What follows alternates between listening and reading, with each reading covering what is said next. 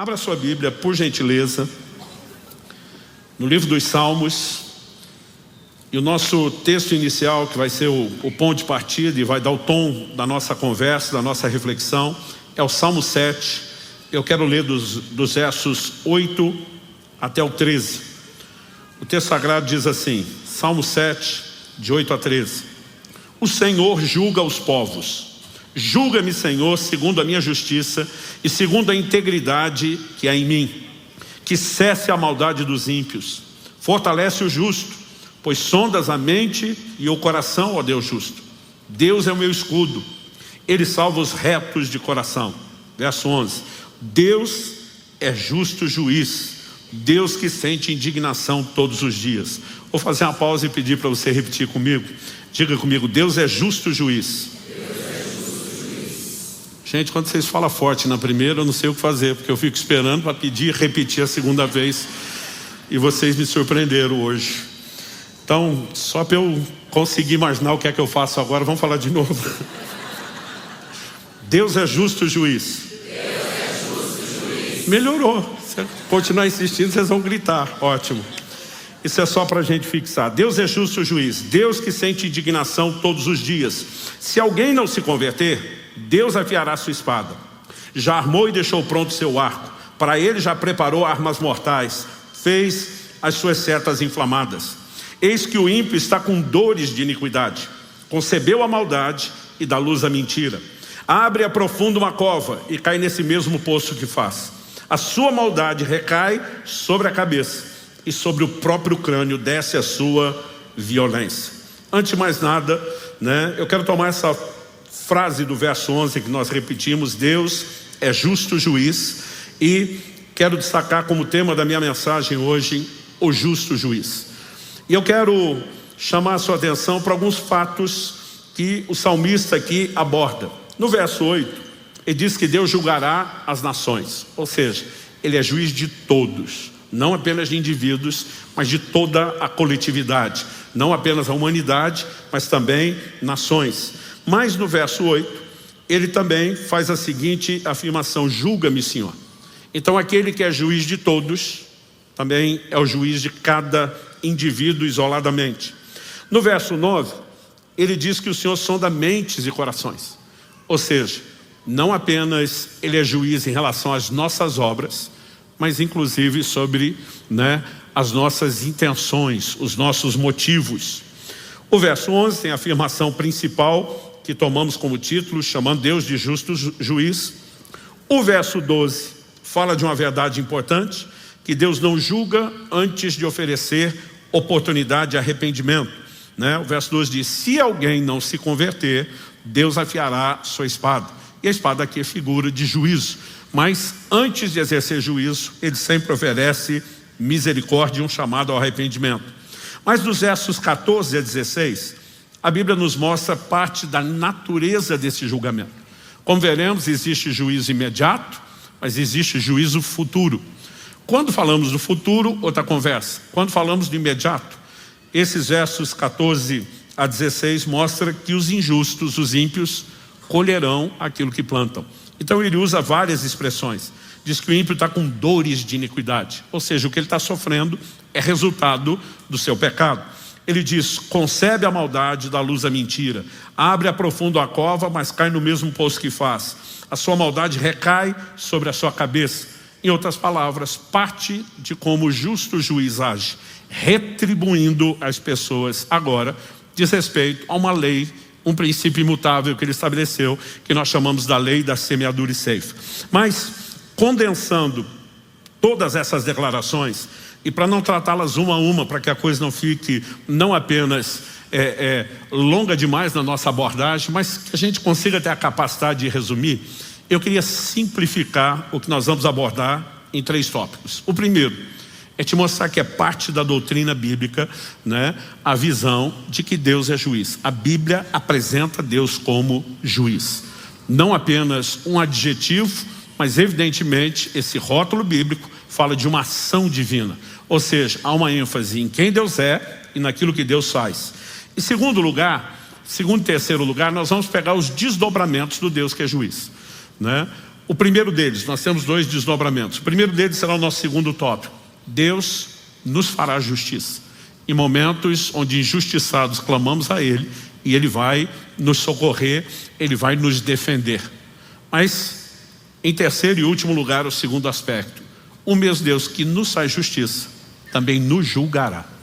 Porque não tem como Ele apenas ser o juiz que me defende da injustiça de alguém, mas que não defende o outro da injustiça que eu lhe faço. E nós precisamos dessa visão. Todo esse volume de informação, e acredito, nós vamos resumir muito, não está na Bíblia, né, sem propósito. A Escritura mesmo nos apresenta esse entendimento. Tudo quanto foi escrito para nosso ensino foi escrito. E depois de construir a visão de que Deus é juiz, de que Ele nos faz justiça e nos julga, a gente tenta concluir aqui com aquilo que de prático, né, podemos tirar e extrair em relação à nossa caminhada em Deus do dia a dia. Então, eu quero começar pelos textos, e eu quero muito mais ler do que apenas explicar, porque os textos falam por si mesmos, né? E ainda que não seja exaustivo, não use todos os textos, eu quero que você perceba que a Bíblia fala mais do assunto do que às vezes a gente percebe. Eu quero começar dos textos que enfatizam Deus como juiz. Vou começar de uma oração feita por Abraão, onde ele está intercedendo por Sodoma e Gomorra antes da destruição, questionando a Deus: se houver tanto justo, o Senhor vai destruir a cidade com justo? Eu disse não. E ele vai mudando a quantidade. Mas num determinado momento, Gênesis 18, 25, Abraão diz assim: longe de ti fazeres tal coisa, matar o justo com o ímpio, como se o justo fosse igual ao ímpio. Longe de ti. Será que o juiz de toda a terra não faria justiça? O questionamento de Abraão diante do Senhor: será que o juiz de toda a terra? É assim que Deus é chamado por Abraão, e a Escritura faz questão de nos revelar isso, né? Será que o juiz de toda a terra não faria justiça? Salmo 75, 7. Deus é o juiz. A um Ele humilha, a outro exalta. Como falamos, tem juízo imediato, tem juízo futuro.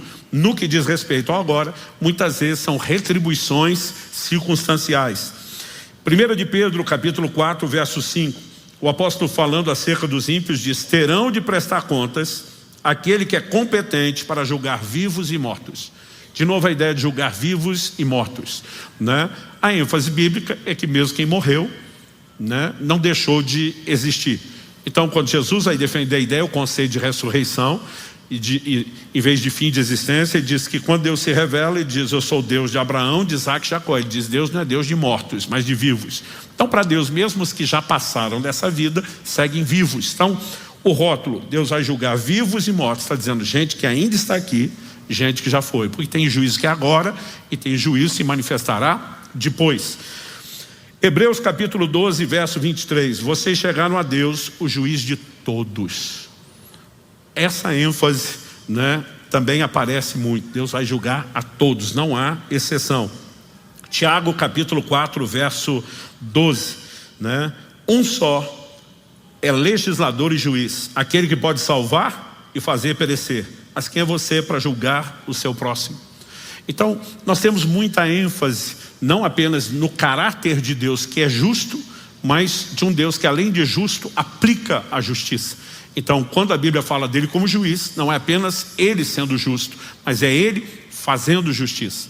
Agora, algo que normalmente a gente não presta atenção, eu em toda a minha caminhada cristã de décadas, não vi muita gente falar sobre isso, é que a Bíblia também apresenta Jesus como juiz, né? E isso é importante ser destacado, principalmente numa época onde as pessoas estão tentando sugerir uma pregação de uma graça distorcida, né? Onde Deus era severo, impaciente no Antigo Testamento, mas que ele se converteu. E depois que Jesus veio revelar a graça, agora ele é bonzinho, não julga mais ninguém. Quando a Bíblia apresenta Cristo, que é a expressão, a revelação da graça, vem no tempo específico como juiz, não dá para negar que a graça não anula o juízo divino.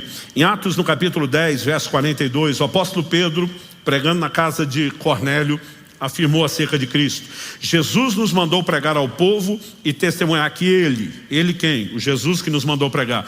Ele foi constituído por Deus como juiz de vivos e de mortos. De novo a ideia, juiz de vivos e de mortos. Atos 17, 31. O apóstolo Paulo está pregando em Atenas, o maior palco da filosofia do mundo de seus dias. Detalhe, tanto a pregação de Pedro está sendo dirigida a não crentes, como agora a de Paulo. Essas verdades sobre Deus como juiz, juízo futuro, já era anunciado quando o evangelho era pregado. Hoje em dia a gente não ouve isso, nem quando o evangelho nos é exposto e nem depois da gente abraçar a fé. Mas Atos 17:31, porque Deus estabeleceu um dia em que julgará o mundo com justiça, por meio de um homem que escolheu. Quem é esse homem? E deu certeza disso a todos, ressuscitando dentre os mortos. A ênfase está em Jesus. O próprio Cristo declarou, João capítulo 5, versos 26 e 27. Porque assim como o Pai tem vida em si mesmo, também concedeu ao Filho ter vida em si mesmo. E lhe deu autoridade para julgar, porque é filho do homem. Em Romanos, no capítulo 2, verso 16, Paulo falando sobre o seu evangelho, o evangelho que ele pregava, não que o evangelho fosse dele, ele diz assim, no dia em que Deus, por meio de Cristo Jesus, julgue os segredos das pessoas de acordo com o meu evangelho. Interessante ele dizer que Deus não vai julgar só obras, não só intenções, mas ele diz, os segredos das pessoas serão julgadas, ou seja, nada que é segredo será segredo permanentemente. 2 Timóteo capítulo 4, versos 1 e 2. Diante de Deus e de Cristo Jesus, que há de julgar vivos e mortos, pela sua manifestação e pelo seu reino, peço a você com insistência, pregue a palavra, insta, quer seja oportuno, quer não, corrija, repreenda, exorte com toda a paciência e doutrina. Mais adiante Paulo vai dizer ao seu discípulo, pregue a tempo e fora de tempo. Por que tem que pregar a tempo e fora de tempo? Por que tem que instar, exortar, corrigir, né? Exortar as pessoas com paciência? Porque elas precisam saber que haverá um juízo, né? E ele está dizendo, diante de Deus, de Cristo Jesus, que há de julgar vivos e mortos.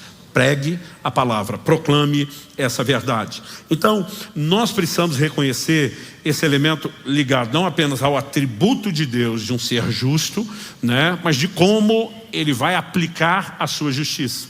Ele julgará cada ser humano.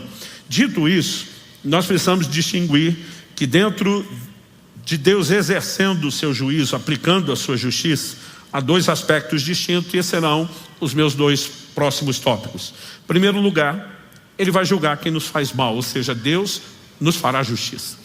Mas, em segundo lugar, o segundo aspecto, serão o segundo e o terceiro tópico, ele também nos julgará por aquilo que fazemos. Então, eu quero começar falando a respeito de Deus que nos fará justiça. No Evangelho de Lucas, no capítulo 18, Jesus conta a partir do verso 1, o que nós passamos a denominar de a parábola, né, ou alegoria do juiz iníquo. Depois de falar de um juiz que acaba atendendo uma mulher pela sua insistência, mas não porque ele tivesse nenhum padrão de justiça, ele é chamado de iníquo, mas só para se livrar do incômodo, né? Jesus que está fazendo não uma comparação, mas um contraste com Deus que é justo, diferente do juiz que é ímpio. Ele diz assim, Lucas 18, verso 7, o início do 8. Será que Deus não fará justiça aos seus escolhidos, que a Ele clamam dia e noite, embora pareça demorado em defendê-los? Digo a vocês que depressa lhes fará justiça. Então aqui Jesus está falando de Deus fazer justiça aos escolhidos que clamam a Ele noite e dia. Clamam pelo quê? Não está falando que fazem orações aleatórias e Deus faz justiça. Está falando de gente que clama por justiça. Esse é o paralelo da parábola, né? A viúva vai apresentar a sua causa e diz, olha, preciso de alguém que me defenda de uma injustiça que está sendo feita. E a Bíblia está dizendo que Deus fará justiça.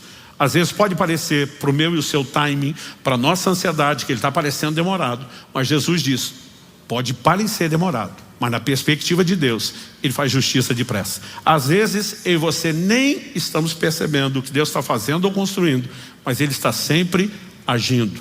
E o próprio Jesus nos apresenta esse conceito, né, de que temos um Deus que nos faz justiça. Quando você olha para a história de Davi, evidente que Deus havia rejeitado Saul, a quem ele estabeleceu como rei sobre Israel, por conta do pecado, da rebeldia, da desobediência de Saul. Deus anuncia que iria substituí-lo, e Saul começa a encher de ciúmes em relação ao escolhido de Deus que tomaria o seu lugar, que era Davi. Ele começa a perseguir Davi, tentando matá-lo.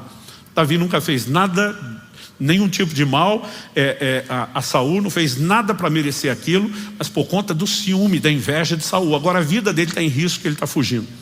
Ao momento que os dois se encontram, haviam tentado convencer Davi de matar Saul, e diz: de modo nenhum eu vou tocar no ungido do Senhor, isso é problema de Deus, quem resolve isso é Deus. E olha o que ele fala para o próprio Saul. 1 Samuel 24:15, que o Senhor Deus seja o meu juiz e julgue entre nós dois, que ele examine e defenda a minha causa, me faça justiça e me livre das mãos do rei. Davi aqui está expressando a fé no entendimento de quem Deus é. Ele me fará justiça, ele será juiz entre eu e você, ele vai me livrar das suas mãos. Eu não preciso me defender, eu sequer preciso lhe atacar, eu sei quem é o justo juiz. E várias vezes nós temos esse tipo de relato incluído na Escritura, não de forma aleatória, mas intencional, para que a gente tenha um entendimento, né? O entendimento de quem Deus é e que aquilo que ele faz é uma extensão daquilo que ele é.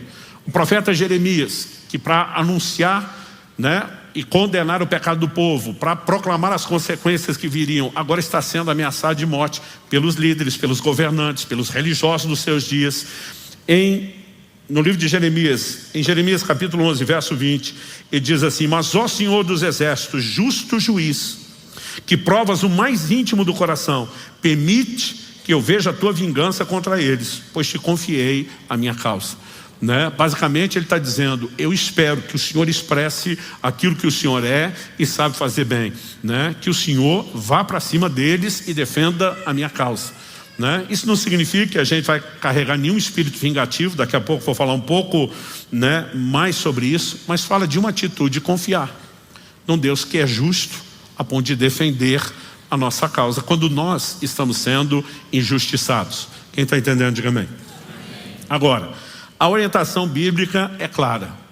Esse Deus que é o justo juiz, que quer aplicar a sua justiça divina, ele também nos orienta a não atrapalhá-lo no processo. Pastor, como assim não atrapalhá-lo? Vamos lá. Tiago capítulo 1, verso 19 e 20. Sabeis isto, meus amados irmãos: todo homem seja pronto para ouvir, tardio para falar, tardio para se irar. Normalmente é o contrário, né? A gente é pronto para falar, a gente é pronto para irar, mas tardio para ouvir. Ele está dizendo: pega leve, ouça, processe, segura o que você quer falar, o seu sentimento. Mas depois de dizer isso, ele entra com uma explicação. Nós temos aqui no verso seguinte, o 20, ele começa com a palavra porquê, uma conjunção explicativa. É o elo de ligação entre o raciocínio que está sendo construído e a explicação que vem depois. Verso 20, né, de Tiago 1, ele diz: porque a ira do homem não opera a justiça de Deus. Basicamente ele está dizendo: se você se irar e quiser resolver as coisas, você está excluindo o justo juiz do processo. Concordam com isso as palavras de Paulo, que escrevendo aos Romanos, ele diz no capítulo 12, no verso 11: meus amados, não façam justiça com as próprias mãos, mas deem lugar à ira de Deus, pois está escrito: a mim pertence a vingança, eu é que retribuirei, diz o Senhor. Tem muito crente, eu falo isso depois de pelo menos 31 anos de pastorado, que eles têm uma dificuldade enorme com o perdão por causa do seu senso de justiça. Eu vejo muita gente reclamando, protestando: a pessoa fez o que quis e agora fica por isso mesmo. Eu falei: não, a Bíblia não está dizendo que fica por isso mesmo. A Bíblia está dizendo que você se ira se você tenta fazer justiça. A justiça de Deus não vai ser operada. Aí você está por conta num padrão limitado de justiça. Mas quando você prefere entregar ao justo juiz e não se mete, não atrapalha, ele é que vai agir. O fato de que você perdoa alguém e não deixa que o que a pessoa fez destrua essas emoções, não significa que Deus não vai tratar as coisas com justiça. Quem está entendendo? E nós precisamos saber sair de cena e dizer: Deus é contigo, né? Nós precisamos aprender a importância de crer e nos entregar ao justo juiz, aquele que julga retamente.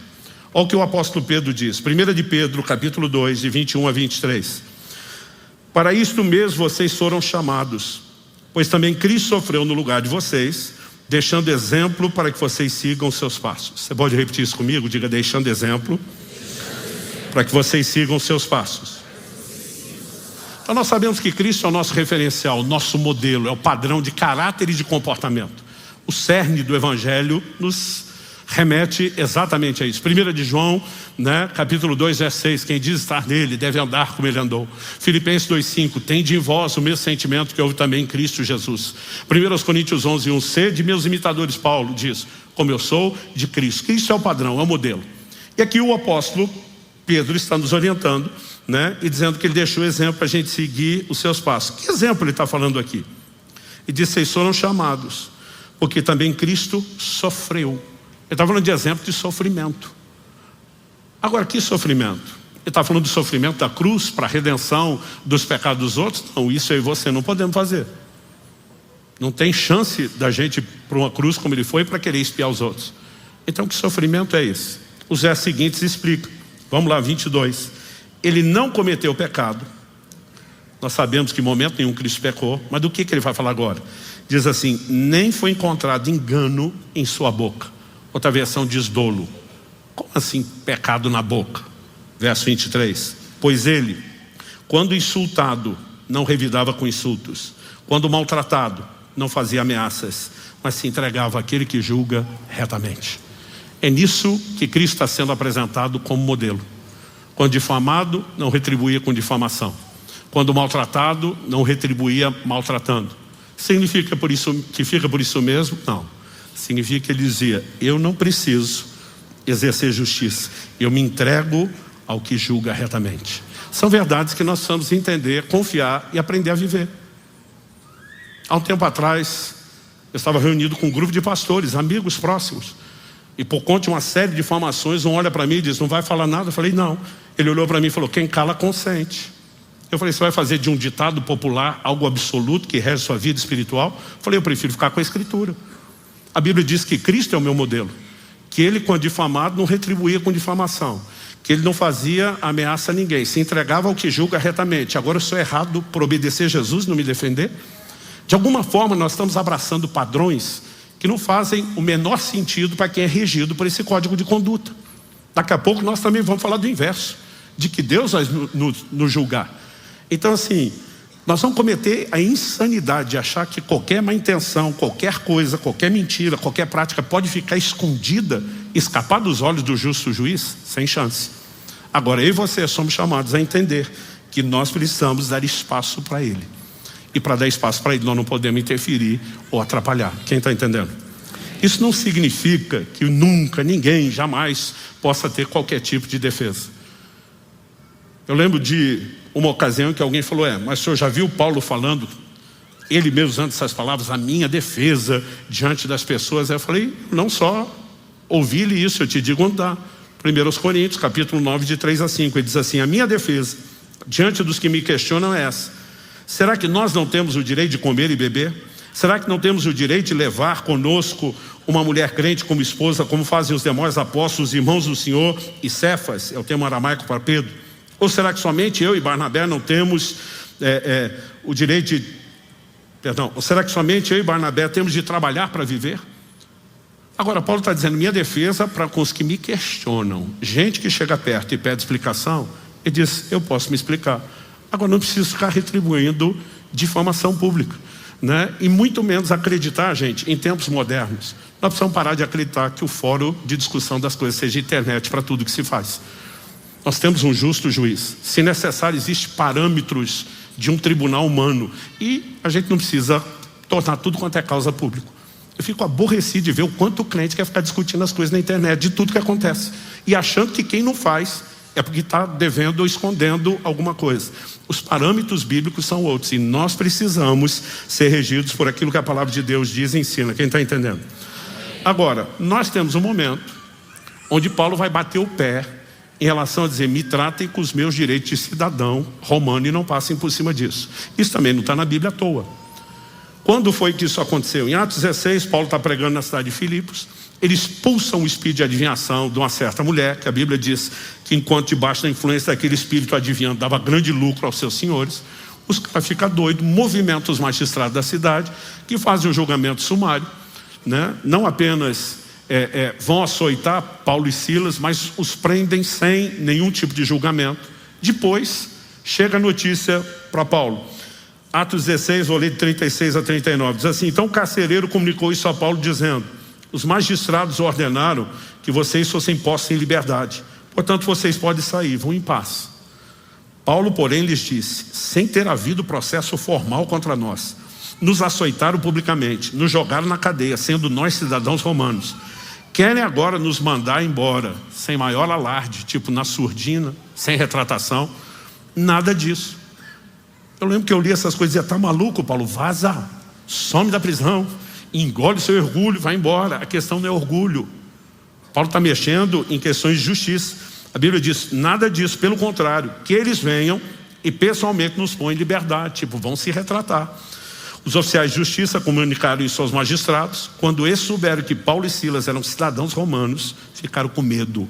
Porque a hora que pensaram, deu ruim, e o que nós fizemos será exposto. O texto diz: então foram até eles e pediram desculpas, né? Há momentos e situações onde você vai ver o apóstolo Paulo batendo o pé e dizer: me trate nos padrões da lei. Por quê? Não diz respeito somente a eu e você. Certos comportamentos vão gerando jurisprudência na sociedade. Então, sem ter esse absolutismo de que nunca ninguém jamais possa se defender, né? Ou seja, para uma pessoa que pede explicação, ou mesmo ir para o fórum certo, em vez de ficar difamando alguém publicamente e defender os seus direitos, mas sem excluir essa possibilidade, para não tentar exagerar de um lado, nós precisamos entender que o coração do cristão precisa ser de alguém que se entrega a Deus. Porque na hora que o crente lê lá: se alguém te bater na face, dá outra. Se obrigar a caminhar uma milha, vá a segunda. Se quiser tomar a capa, entrega também a túnica. E alguns acreditam que isso é viver só de forma passiva. Tipo, a gente não reage, a gente não se defende de forma alguma. Não é basicamente isso que a Bíblia está dizendo. Eu e você precisamos olhar sempre o todo, né? Mas embora o cristão não foi chamado para esse lugar de passividade, de inércia, nós temos no coração a convicção que os outros não têm. Há um justo juiz. Ele nos defende e ele vai fazer justiça. Amém? Então isso precisa nortear o meu e o seu coração. Então, quando somos injustiçados, nós precisamos lembrar: há um justo juiz. Mas na hora de tratar os outros, para que a gente também não cometa injustiça, o mesmo Deus quer que eu e você nos lembramos: Ele também vai nos julgar. Eu e você também seremos julgados de qualquer injustiça que façamos aos outros, assim como alguém que nos faz injustiça será julgado.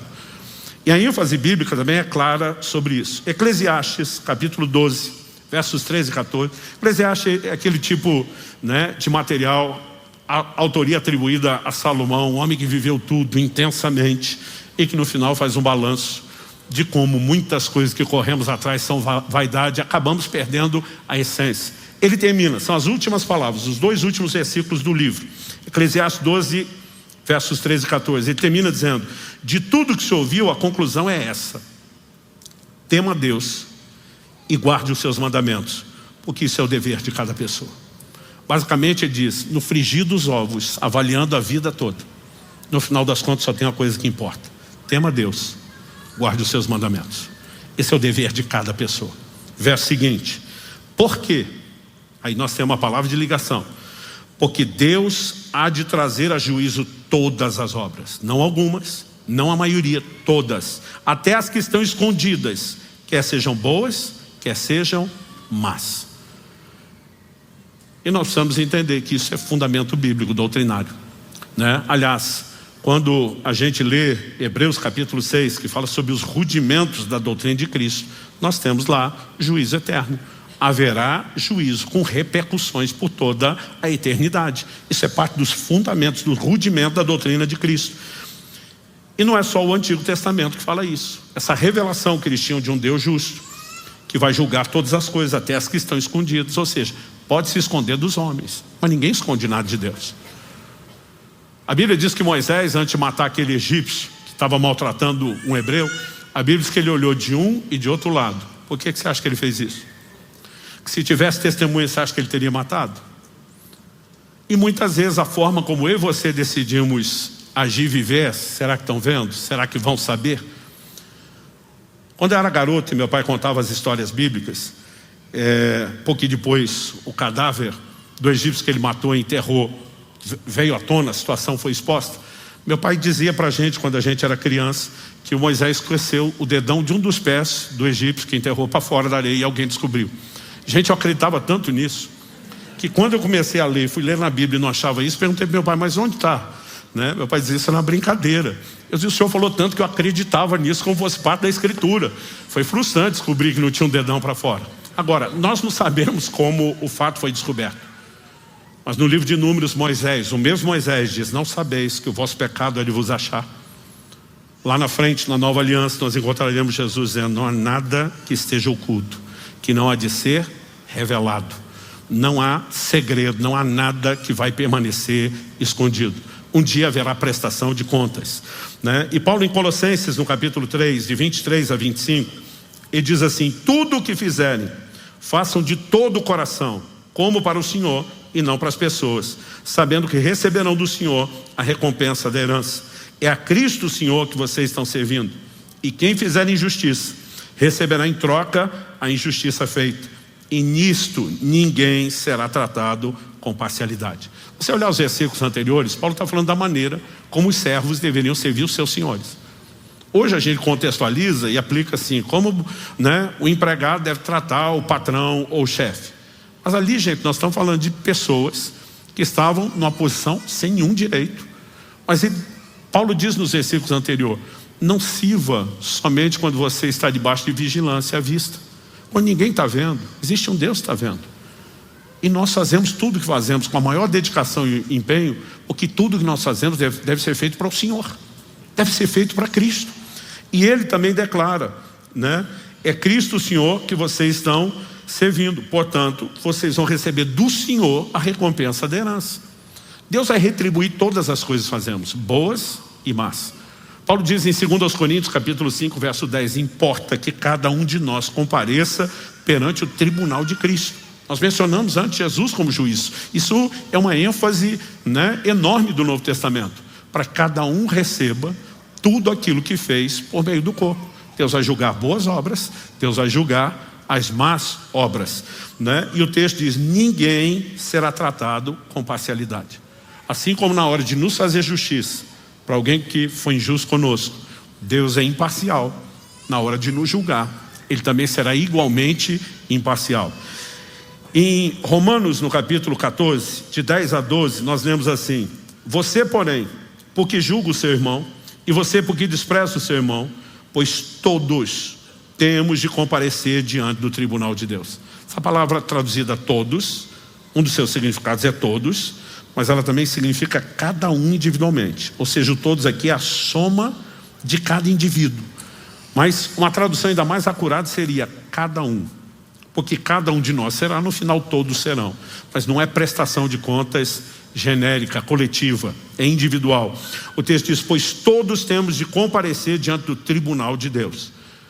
Deus tem um tribunal, porque Ele é o justo juiz. Como está escrito, por minha vida, diz o Senhor, diante de mim se dobrará todo o joelho, toda língua dará louvores a Deus. Verso 12 de Romanos 14. Assim, pois, cada um de nós prestará contas de si mesmo diante de Deus.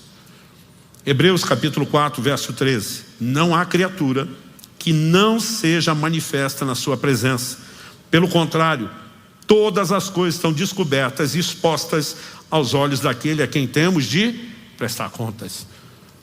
Não só a Bíblia está enfatizando, haverá prestação de contas, né? Mas a Bíblia diz, não tem uma criatura que não seja manifesta, revelada na presença dele. O texto insiste e diz todas as coisas. Uma tradução mais antiga diz nuas e patentes. Todas as coisas estão descobertas e expostas aos olhos daquele a quem vamos prestar contas. Quando Moisés olhou de um e de outro lado, ele estava pensando, ninguém está vendo. Se ninguém está vendo logo, como preguei no final do ano passado, dá nada não. Agora, se eu e você acordássemos a cada santo dia, pensando, tudo que eu faço está sendo vigiado, filmado, você acha que mudaria a sua maneira de se comportar? Pois eu quero te dizer que a cada dia você está sob vigilância. A Bíblia diz que os olhos do Senhor estão em todo lugar, né? Não há absolutamente nada que eu e você façamos que fuja ao olhar e aos registros divinos. Eu lembro quando ainda adolescente, eu fui muito impactado por uma história de um certo ministro que havia tropeçado, cometido um certo pecado. E ele foi chamado pela liderança dele para um momento de conversa. Eles disseram, olha, nós sabemos que você está envolvido nesse tipo de prática. Nós sabemos que não é uma única vez. E nós queremos restaurá-lo, nós queremos recuperá-lo. Mas não existe a menor chance de você ser restaurado espiritualmente sem admitir o que fez. E nós estamos te chamando para dar oportunidade. Ele dizer, não fiz nada. Ele dizer, nós sabemos que fez. Ele ainda cinicamente disse, se por acaso eu realmente tivesse feito, ainda negando, vocês não teriam a menor condição de provar. E quando ele disse isso, um dos líderes presidia a reunião e falou, é aí que você se engana. E eu imagino a cena dramática que foi aquilo. Alguém entra na sala de reunião com um rackzinho desses com roda móvel, que tinha uma televisão, na época a televisão era grande e pesada de tubo. Tinha uma televisão, um aparelho, né, de videocassete. E alguém colocou uma fita de uma gravação que ele não sabia que existia, expondo tudo o que ele tinha feito, né? Eu imagino o choque. E nem tinha muita audiência, era uma equipe pequena e reduzida. Mas eu lembro que depois dessa história eu ficava pensando no tribunal de Deus, quando um dia todos vamos estar lá. E de alguma forma a Bíblia não fala isso, mas eu passei a acreditar que ia ter um telão. Meus filhos um dia disseram, pai, você fez a gente acreditar que ia ter telão. Eu falei, eu nunca disse que ia ter telão. Quando a Bíblia fala dos registros, fala, abriram-se os livros. Era a linguagem deles. Na época era tudo registrado à mão. Eu falei, imaginei o registro da nossa época em vídeo. Pode ser que quando nós chegar lá, a tecnologia vai ser surpreendente. Vai ser um holograma em 3D completo, né? Você virando a tela, enxergando de todos os ângulos. Mas haverá prestação de contas. Nada ficará oculto. E aí precisamos ser norteados por esse tipo de entendimento. Ou seja, não é apenas tratar bem alguém, preocupado com o que as pessoas estão vendo ou pensando. É eu e você a cada dia lembrando, há um Deus que está vendo todas as coisas. E o nosso maior desejo deveria ser de agradá-lo.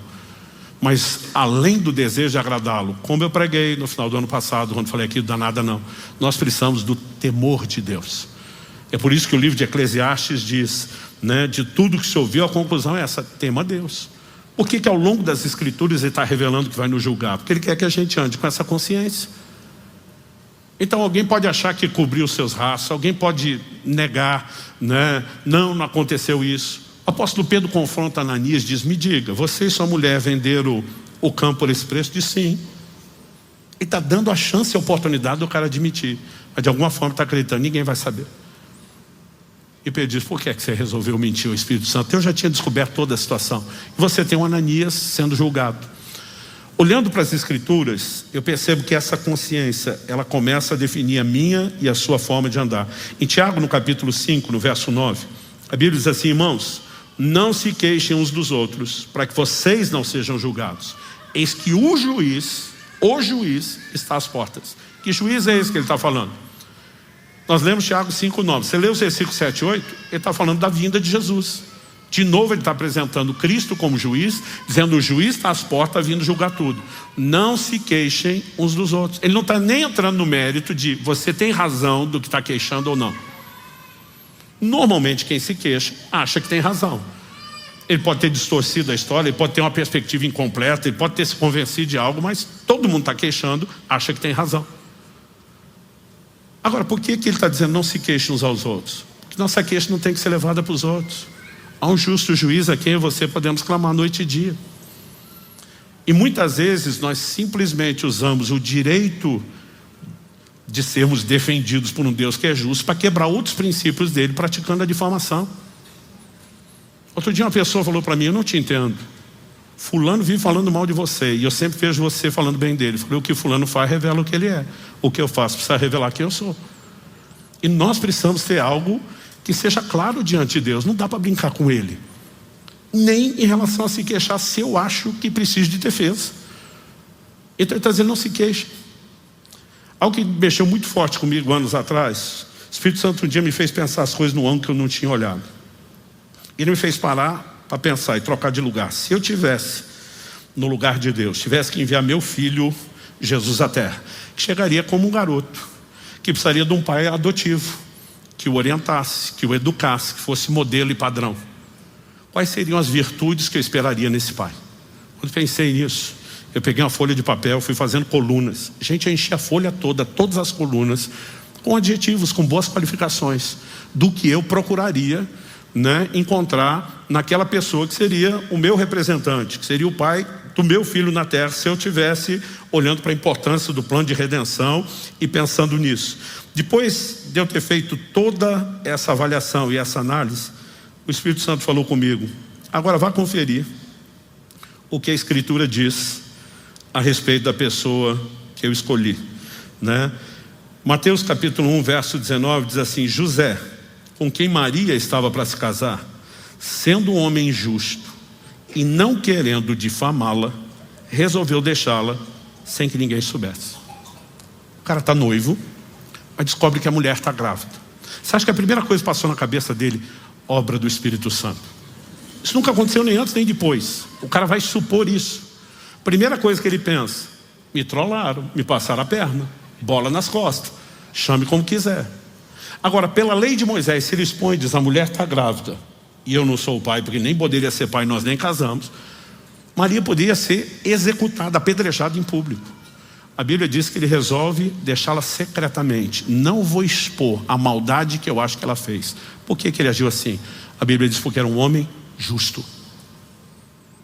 Deus me disse: essa é a minha lista para o homem que eu escolhi. Uma das coisas que Deus mais valorizou, talvez esteja entre as que nós menos valorizamos, porque a gente gosta de ter a linguinha bifurcada, de destilar o veneno no canto da boca e fritar todo mundo, principalmente se a gente achar que foi injustiçado. Esse homem mesmo se sentindo assim, diz: alguém que julga retamente. Eu preciso manter um coração alinhado com o justo juiz. Quem está entendendo? Isso é evangelho, gente. E nós precisamos entender e praticar esse tipo de coisa.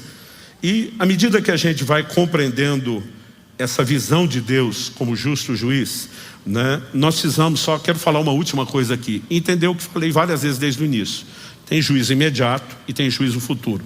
Em 1 Timóteo capítulo 5, versos 24 e 25, o apóstolo diz assim: os pecados de alguns são notórios, mesmo antes do juízo. Está falando de um juízo final.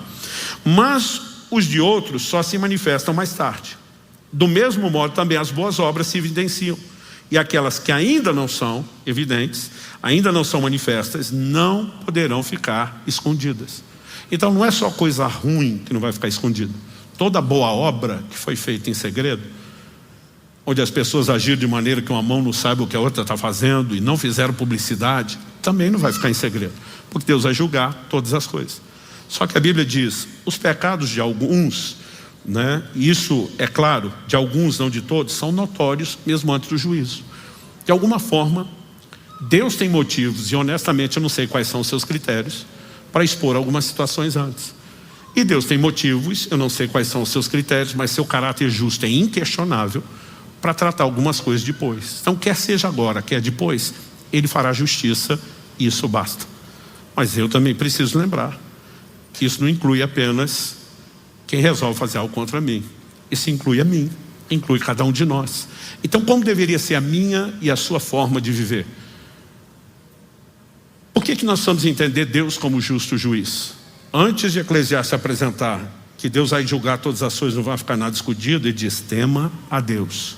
Entender Deus como justo juiz deveria produzir no meu e no seu coração temor. Falamos recentemente isso aqui, que o temor do Senhor, né, nos guarda de pecar e de praticar o mal. Curioso é que você vai observando ao longo dos textos bíblicos que essa mentalidade se traduz nesse comportamento prático. Gênesis 39:9, quando a mulher de Potifar, já dei esse exemplo aqui antes, está assediando José. O posicionamento de José para rejeitar a mulher não é: dona, me desculpe, só não faz meu tipo. Qual foi a resposta dele? Como cometeria eu tamanha maldade contra Deus? Ele está dizendo: a aventura que a senhora está propondo não justifica cuspir na cara de Deus. Eu temo a Deus. A injustiça não é só contra o seu marido que a senhora está querendo passar a perna. Isso seria uma injustiça contra Deus, contra os padrões de Deus. O Deus que me abençoou, que me chamou, que me escolheu, que tem me guardado. Por que eu faria isso contra Ele? Agora, a consciência de só está garantindo que nós dois vamos aprontar algo aqui e ninguém está sabendo, está esquecendo de algo. Existem os olhos de alguém. Eu não temo apenas pela vigilância fazer algo errado. Eu quero agradá-lo, eu quero honrá-lo, mas eu também não sou louco de brincar com ele. Porque Gálatas capítulo 6, versos 7 e 8, como a gente apontou na mensagem anterior aqui, diz: de Deus não se zomba. Tudo que o homem semear, isso também se fará. Então assim, quando nós somos regidos por esse tipo de entendimento, a gente vai ser louco de brincar com Deus? A gente vai ser louco de achar, né, que podemos encobrir pecado, más intenções e que no final está tudo bem? Não tem jeito de terminar bem.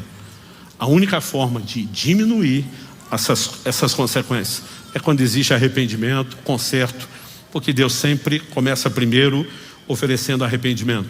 Lembra quando nós lemos o texto inicial, e aqui eu encerro, no verso 12 a Bíblia diz: se alguém não se converter, que primeiro Deus vai dar a chance de mudar o rumo. A ideia de conversão, né, fala de fazer uma meia volta, uma reviravolta. Se alguém não se converter, Deus afiará a sua espada. Já armou e deixou pronto o seu arco. Para ele já preparou armas mortais, 6 as setas inflamadas. Deus está dizendo: eu estou pronto, ainda estou te dando chance para se converter. Isso vale para o crente e vale para o não crente. Vamos começar pelo não crente. Aqueles que talvez possam estar no auditório ou nos assistindo e ainda não entregaram sua vida a Jesus. O livro de Tiago diz que a misericórdia triunfa do juízo. Antes de aplicar juízo, o justo juiz sempre oferece misericórdia primeiro. Sempre a oportunidade para arrependimento e restauração. Sempre. Olha o que o apóstolo Paulo, pregando em Atenas, eu sempre faço questão de destacar isso, o maior palco da filosofia do mundo dos seus dias. Gente que pensava. Ele diz, Atos 17, 30 e 31. Deus não levou em conta os tempos da ignorância, mas agora Ele ordena a todas as pessoas em todos os lugares que se arrependam.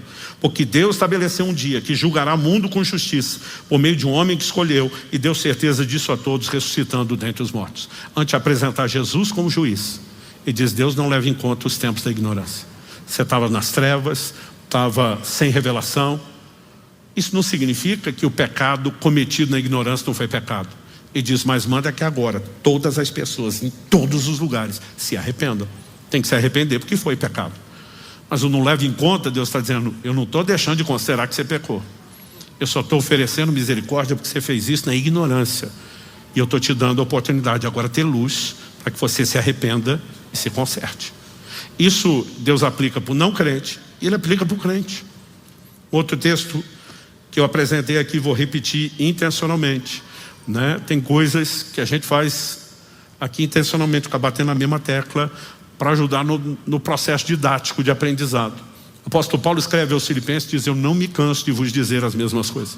O livro de Hebreus diz, importa que nos apeguemos com mais firmeza às verdades ouvidas. Como qualquer pai e mãe sabe que educar filho, você não adianta apenas falar uma vez, porque o que ele precisa não é de informação, ele precisa de ênfase até que ele abrace aquilo, incorpore aquele princípio e aquele valor na conduta dele. No reino de Deus não é diferente. Então me permita intencionalmente ser repetitivo. Carta ao anjo da igreja de Tiatira, em Apocalipse 2. O Senhor, se dirigindo à mulher, a que ele denomina, chama ela como Jezabel, dei-lhe tempo para que se arrependesse. Porém ela não quer se arrepender da sua imoralidade. Eis que farei com que fique acamada, trarei grande tribulação aos que com ela adulteram, caso não se arrependam das obras que ela incita.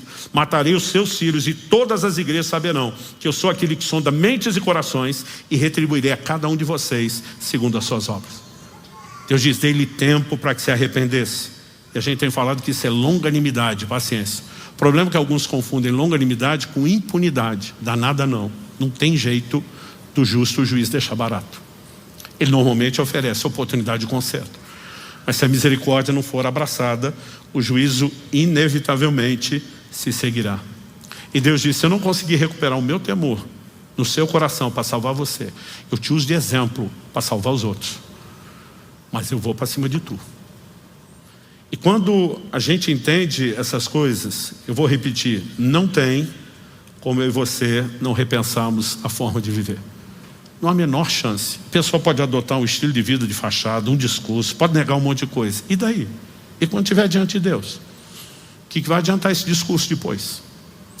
Então entender Deus como justo juiz pode afetar de forma significativa a maneira como eu e você caminhamos. Mas também quando, não só isso vai nos impedir de fazer injustiça contra Deus e os outros, mas também quando somos injustiçados, a gente lembra, Ele é justo juiz para uma coisa e para outra. E nós podemos confiar nele. Você recebe essa palavra em nome de Jesus? Vamos ficar em pé para parecer que está acabando.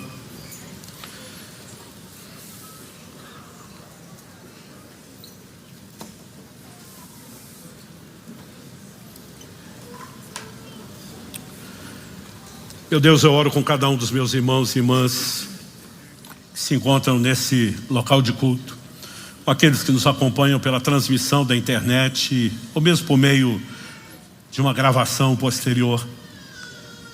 Eu oro que o teu Espírito traga aplicação personalizada da tua palavra ao coração de cada um. Sabemos que o propósito da instrução da tua palavra não é trazer condenação, ainda que às vezes precisamos de correção. Sabemos que o Senhor, mesmo por meio dessa orientação, está nos oferecendo misericórdia, não só um chamado a arrependimento em áreas onde tropeçamos, mas prevenindo para que o erro, com a ajuda de Deus, com seus recursos, como a própria graça, o auxílio do Espírito Santo, para que nós possamos evitar o tropeço. E Pai, nós oramos que o temor do Senhor encontre lugar nos nossos corações, que possamos entender com clareza que no final das contas o que realmente importa é isso: temer a Deus e guardar seus mandamentos, porque o justo juiz há de trazer juízo sobre todas as obras, até as que estão escondidas. Nós oramos que essa clareza de entendimento, ela seja não apenas uma compreensão intelectual, ela se torne uma revelação, que nos marque como marcou a vida de José, que também se distanciou do mal e do pecado por essa consciência. Nós oramos que a tua boa palavra opere em nós, de acordo com a necessidade de cada um, com aquela aplicação prática que só o Senhor pode produzir, mas que ela cumpra o propósito para o qual tem sido enviado. Que aquilo que ouvimos não nos seja roubado, como o Senhor falou na parábola do semeador, pelas aves do céu.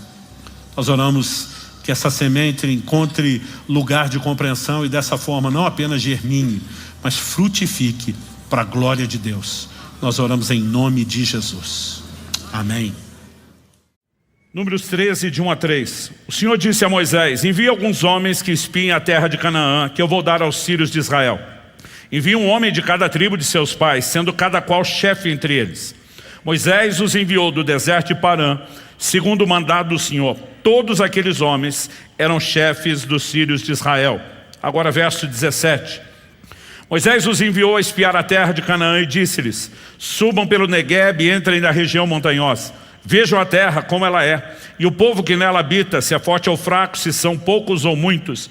Vejam também como é a terra em que esse povo habita, se é boa ou má, e como são as cidades em que habita, se são arraiais ou fortalezas. Também como é o solo, se é fértil ou estéril, se nele há matas ou não. Tenham coragem e tragam dos frutos da terra. Se você puder, repita comigo: tenham coragem e tragam dos frutos da terra. Aqueles dias eram os dias das primícias das uvas. Verso 23. Depois foram até o vale de Escol e ali cortaram um ramo de videira com um cacho de uvas, o qual foi trazido por 2 homens numa vara. Trouxeram também romãs e figos. Verso 25. Depois de 40 dias voltaram de espiar a terra. Vieram a Moisés, a Arão e a toda a congregação dos filhos de Israel em Cádiz, no deserto de Parã. Fizeram um relato do que tinham visto a eles e a toda a congregação e mostraram-lhes os frutos da terra.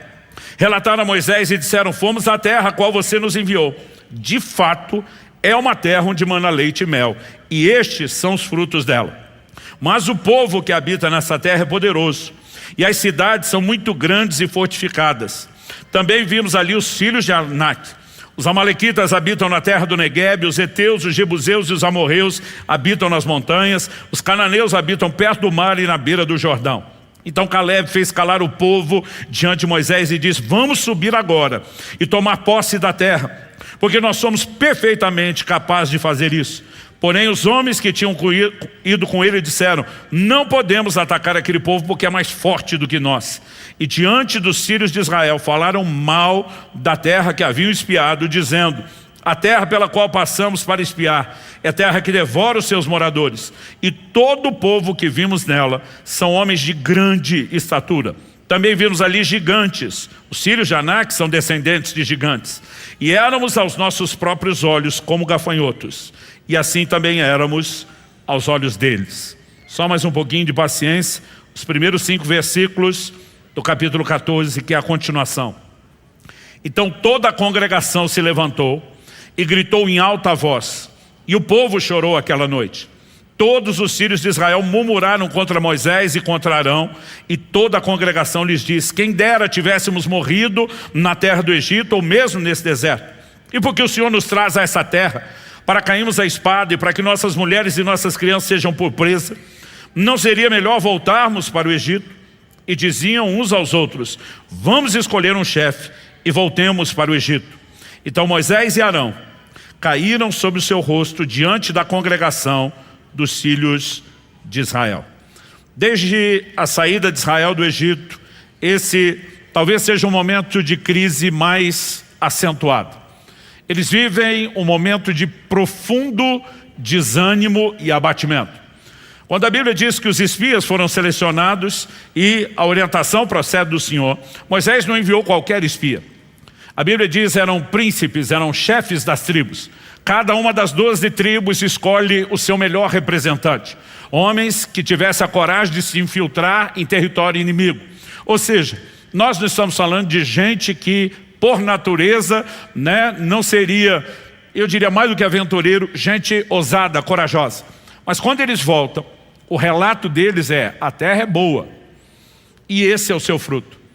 Eu fiz questão de ler o texto em que 2 homens precisaram carregar numa verga, num pedaço de pau, um cacho de uva. Eu fico imaginando o tamanho do cacho ou até mesmo das uvas.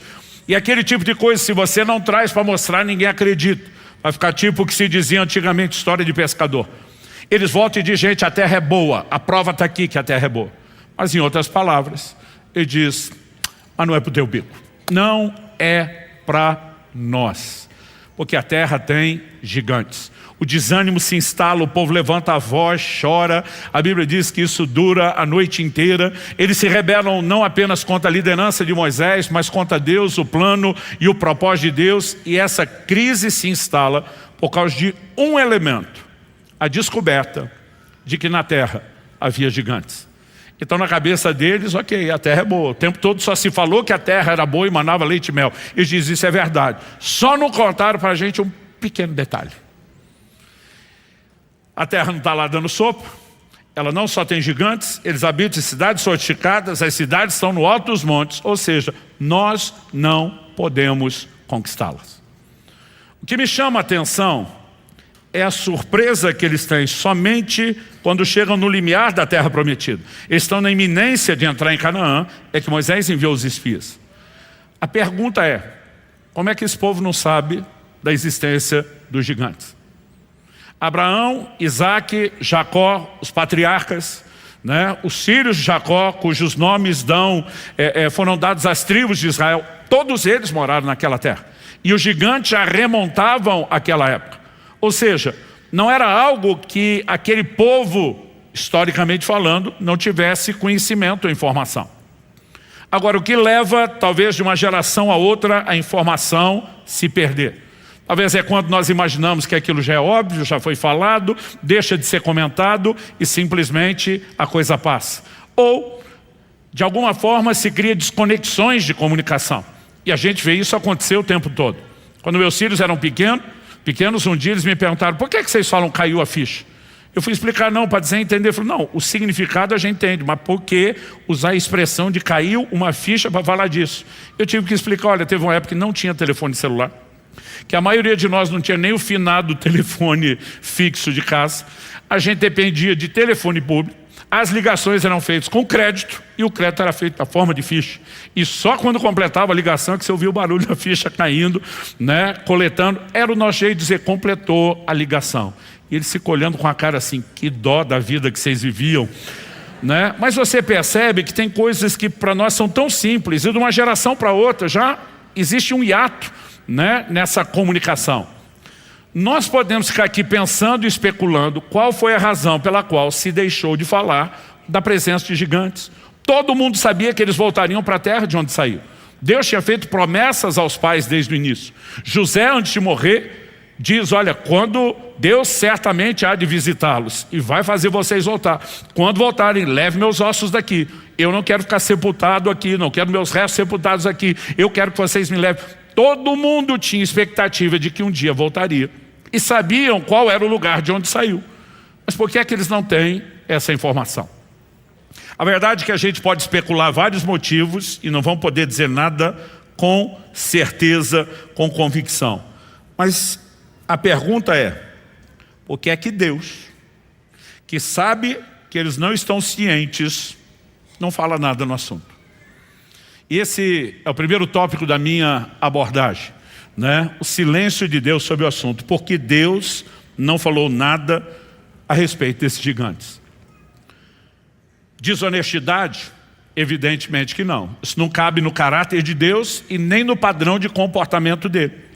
O próprio Deus tinha dito a Abraão, Gênesis 15, de 13 a 16, diz: então o Senhor lhe disse, fique sabendo com certeza que a sua posteridade será peregrina em terra alheia, será reduzida à escravidão, será afligida durante 400 anos, mas eu castigarei a nação que os escravizar, depois eles sairão com muitas riquezas, você irá para junto de seus pais em paz, será sepultado em boa velhice, na 4ª geração voltarão para cá, porque a medida da iniquidade dos amorreus ainda não se encheu.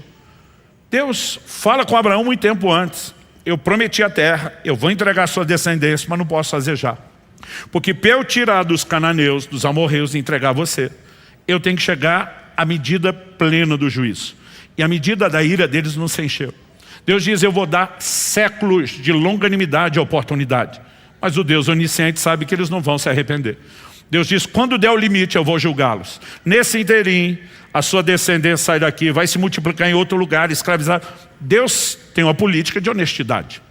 Não dá para dizer que Ele está escondendo o jogo. Mas no mínimo, nós temos que admitir que houve um gerenciamento de informação. Porque o detalhe dos gigantes não foi valorizado. Quando eu olho para a Escritura, e eu gosto muito de ler e estudar a Bíblia procurando aquilo que é recorrente, aquilo que é um padrão. Isso é um hábito meu, uma coisa que particularmente me fascina, né? Conseguir encontrar ao longo das Escrituras o padrão da revelação. A gente percebe que Jesus agia da mesma forma. Ele foi muito honesto conosco a respeito daquilo que nós enfrentaríamos depois da conversão. Em Mateus 13, na parábola do semeador, onde ele usa a alegoria de uma semente que cai em solo rochoso, na hora de interpretá-la, versos 20 e 21 de Mateus 13, ele diz, o que foi semeado em solo rochoso, esse é o que ouve a palavra e logo a recebe com alegria, mas ele não tem raiz em si mesmo, sendo de pouca duração. Quando chega a angústia ou a perseguição por causa da palavra, logo se escandaliza. Jesus está dizendo, vai ter um monte de crente inocente, feliz e empolgado de ter recebido a palavra, que não tem estrutura para aguentar a angústia e a perseguição que vem depois. Jesus está sinalizando, vai ter problema. Em João, no capítulo 16, no verso 33, ele diz, no mundo tereis aflições. Está certo que o foco dele não é o problema, ele diz, tenham bom ânimo, eu venci o mundo, traduzindo, vocês também podem vencer, como diz 1 de João 5, aliás, escrito pelo mesmo João, que registrou essa frase de Jesus, no mundo tereis aflições, mas tem de bom ânimo, eu venci o mundo. João diz, e essa é a vitória que vence o mundo, a nossa fé. Jesus estava chamando seus discípulos a um lugar de fé e confiança, mas sem deixar de comunicar que haveria problemas. Em Lucas 14, de 28 a 32, ele conta 2 parábolas e fala sobre a importância de calcular o custo de qualquer empreendimento antes de se lançar nele. E ele usa isso como uma plataforma para produzir entendimento. Vocês também têm que sentar e calcular quanto custa ser meu discípulo. E ele vai dizer em Lucas 14, 33 ao final, assim pois, qualquer um de vocês que não renuncia a tudo que tem, não pode ser meu discípulo. Então, não importa se estamos falando da maneira como Deus falou com Abraão sobre como seria os próximos séculos, o andamento das coisas com a linhagem dele, se estamos falando da maneira como Jesus lida com seus discípulos, o padrão, evidentemente, é Deus não mente e não age de má fé. Mas, o que é que nós podemos concluir? Que Deus não valoriza problemas. Você pode repetir isso comigo? Diga, Deus não valoriza problemas. Até porque Ele espera de nós o mesmo. Então Ele já adota um padrão, uma linguagem, um comportamento. Agora, o outro questionamento que eu passei a fazer a partir desses, e o tema da mensagem hoje é gigantes dos quais não me falaram, desse silêncio a respeito de um detalhe que a gente não considera um detalhe qualquer, né? É, por que Deus evitou que eles tomassem conhecimento disso antes? Então nós não podemos dizer com certeza porque as pessoas se mantiveram em silêncio. Mas a Bíblia diz porque é que Deus não falou do assunto. Hebreus capítulo 13, versos 17 e 18. A Bíblia diz: quando Faraó deixou o povo ir, Deus não os levou pelo caminho da terra dos filisteus, embora fosse mais perto. Preste atenção nisso, embora fosse mais perto. Pois disse, para não acontecer que, vendo a guerra, o povo se arrependa e queira voltar para o Egito. Porém Deus fez o povo rodear pelo caminho do deserto, perto do Mar Vermelho. Os filhos de Israel saíram do Egito organizados como um exército. Se puderem colocar um mapa, eu quero tentar te ajudar a entender o que foi que aconteceu. Então nós temos no canto superior da esquerda um destaque ali para o Cairo. É importante que você imagine que eles estavam ainda mais para cima, mais ao norte, já quase perto da divisa do mar lá em cima quando saíram. Quando eles saem, eles descem a península do Sinai, entre esses dois braços do Mar Vermelho. Há uma grande discussão por onde se atravessou. Eu particularmente acredito que atravessaram o braço de lá e que, como Paulo diz em Gálatas 4, o Sinai está na Arábia e não necessariamente onde hoje localizamos.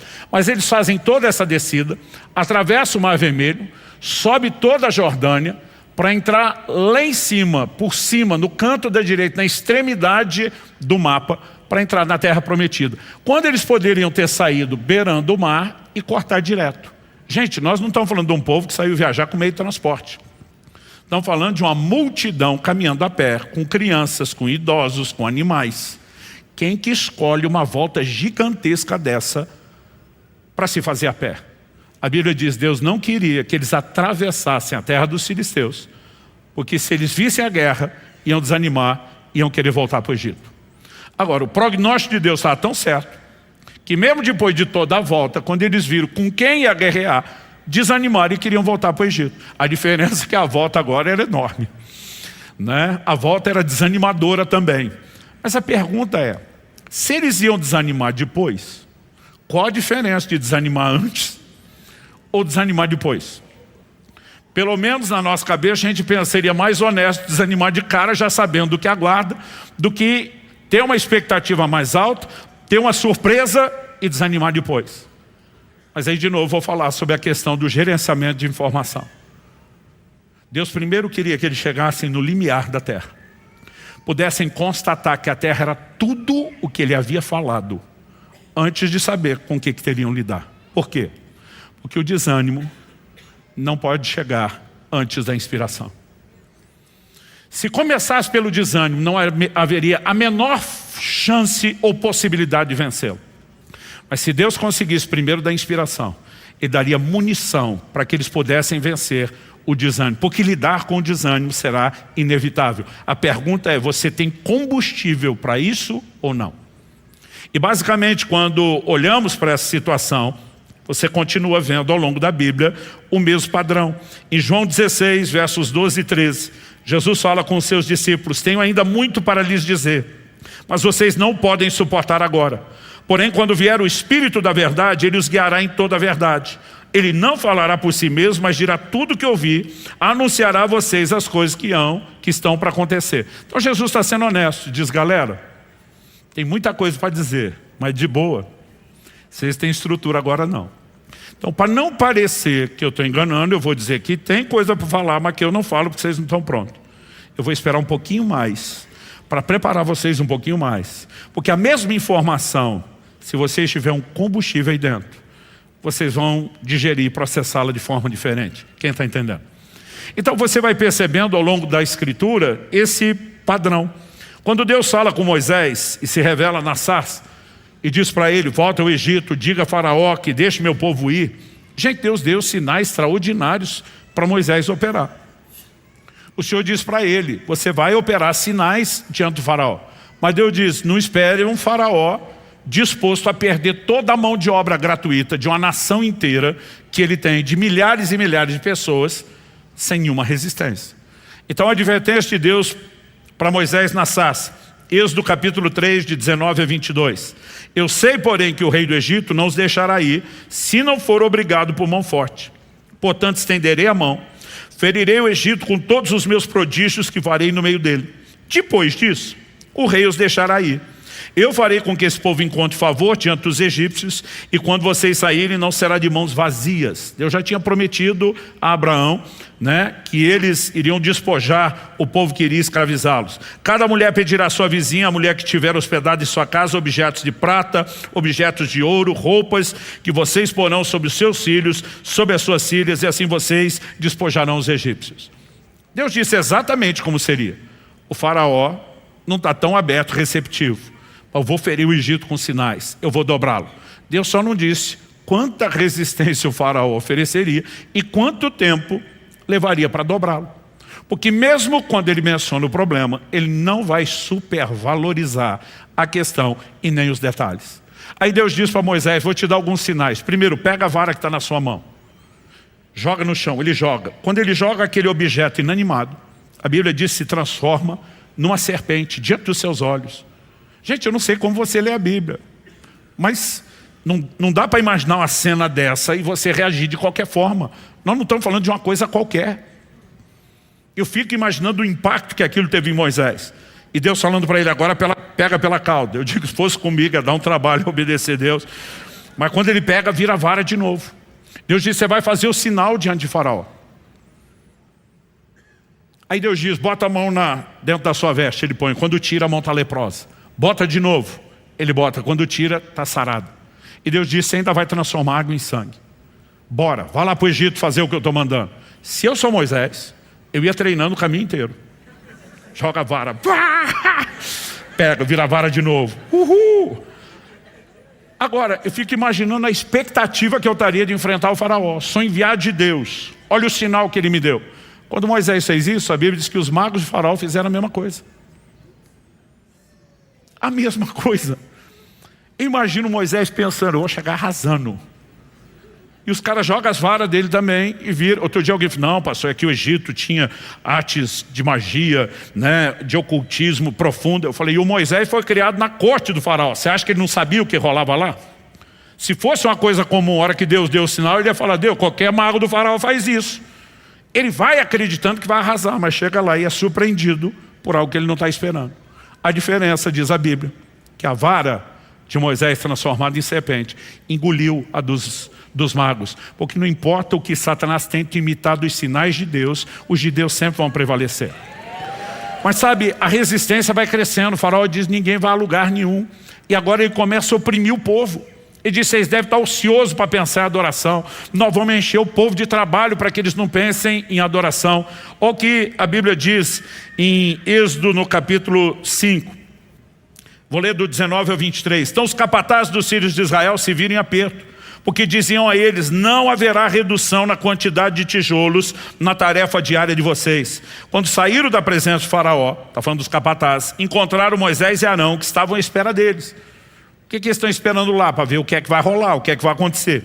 Eles disseram, que o Senhor olhe para vocês e o julgue, porque vocês nos fizeram odiosos aos olhos de faraó e diante dos seus servos, dando-lhes a espada na mão para nos matar.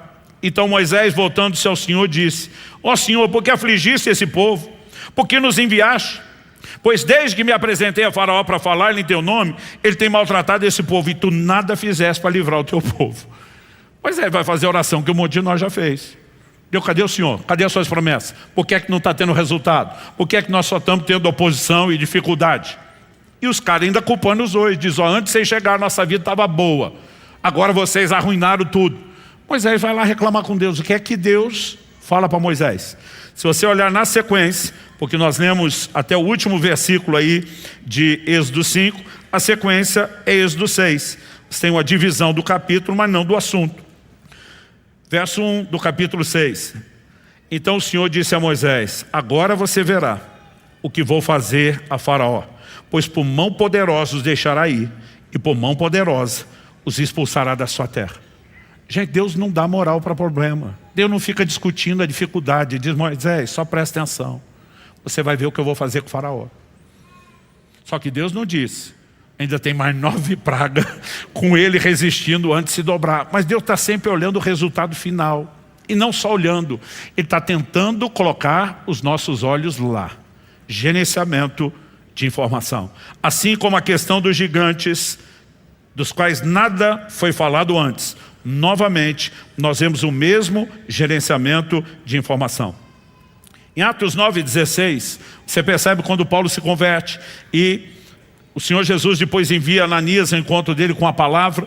Ananias diz para ele, da parte do Senhor: eu lhe mostrarei o quanto importa padecer pelo meu nome. Não dá para dizer que Jesus não foi honesto. O cara acabou de se converter e já ganhou uma palavra dessa. Eu não consigo imaginar o Paulo erguendo a mão para o céu, aleluia, glória a Deus. Só que ele não tinha noção do quanto sofrimento viria. Agora, mais à frente, você vai ver o mesmo Paulo dizendo em Atos 20, 22, 23. Agora, impelido pelo Espírito, vou para Jerusalém, não sabendo o que ali vai me acontecer, exceto que o Espírito Santo, de cidade em cidade, me assegura, me garante, que prisões e sofrimentos estão à minha espera. À medida que o tempo passa, ele vai subindo o nível de informação quando ele tem estrutura. Então, eu vou insistir na ideia. Não é falta de honestidade, mas há gerenciamento de informação. Por quê? Porque se o desânimo chegar primeiro, antes da inspiração, nós teremos um problema. Agora, como alimentar a inspiração? De modo a vencer o desânimo, em vez de ser vencido por ele. E esse é o ponto principal e prático que eu quero chamar a sua atenção. Nós falamos dos desafios que Paulo enfrentou, e eu quero destacar aqui palavras de Paulo. Segundo aos Coríntios, capítulo 4, verso 16, ele começa sendo assim: por isso não desanimamos. Você pode repetir isso comigo? Diga: por isso não desanimamos. Alguém outro dia mostrou esse texto para mim e falou: pastor, é possível o crente chegar nesse nível e se tornar indesanimável?